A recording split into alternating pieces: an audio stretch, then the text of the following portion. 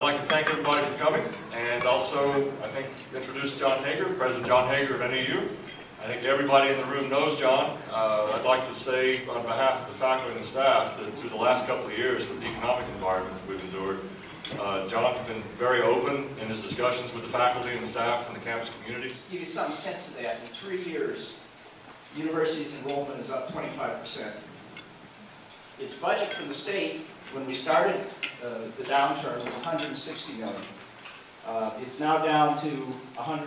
So first up, will be Ron. So Ron Gunderson has been an economist at NAU since, let me tell him? Okay. Since 1977. It is a bit ridiculous in some ways, but we don't want to give things time enough to work, and economics takes time. So when I hear some of these ads about the political stimulus, the economic stimulus that failed, you hear the ads from time, the failed economic stimulus. Well, if I'm still doing this in 15 or 20 years, then I can tell you if it's failed.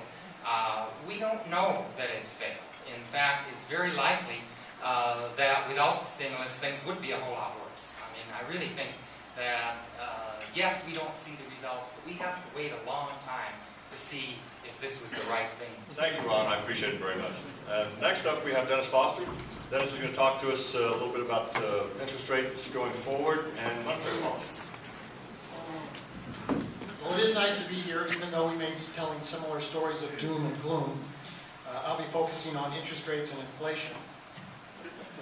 Well, what are we going to do to get out of this mess? Well, I think there are lessons from the past. I've talked a little bit about this last time, and I want to continue with that little theme in this particular presentation. Okay, next up we have Elliott Pollack. Elliott is the CEO of Elliott, Pollack & Company, an economic and real estate consulting firm in Scottsdale. Lurking out there somewhere is a real, genuine boom.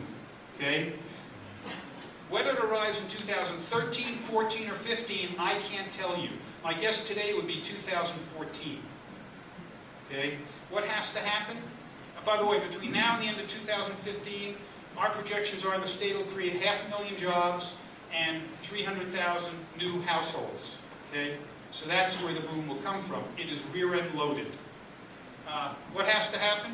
You have to have a national recovery. You have to have credit markets returning to some level of normalcy, and they have not. I don't care what anybody tells me, they have not. The excess supply of housing and commercial has to be absorbed.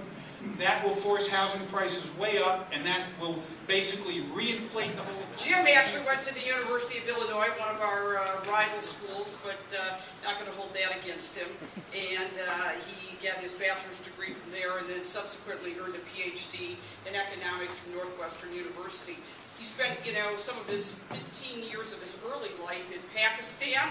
And then after he got out of school, he went to Washington, D.C., spent several years as, researching for the Federal Reserve Board, and then has spent the past 22 years in New York City with JPMorgan Chase. The ability to set short-term rates below long-term interest rates, they change the incentives for you and me. We look at our money funds, we don't see we're earning much there, so what do? We have an incentive to move money out of cash into risk assets, high-yield funds, corporate funds, equity funds. That's a process that's been going on for the last couple of years. And it is that mechanism, that incentive to take risk, to remember that there is a future, and behave like there's a future, and invest like there's a future.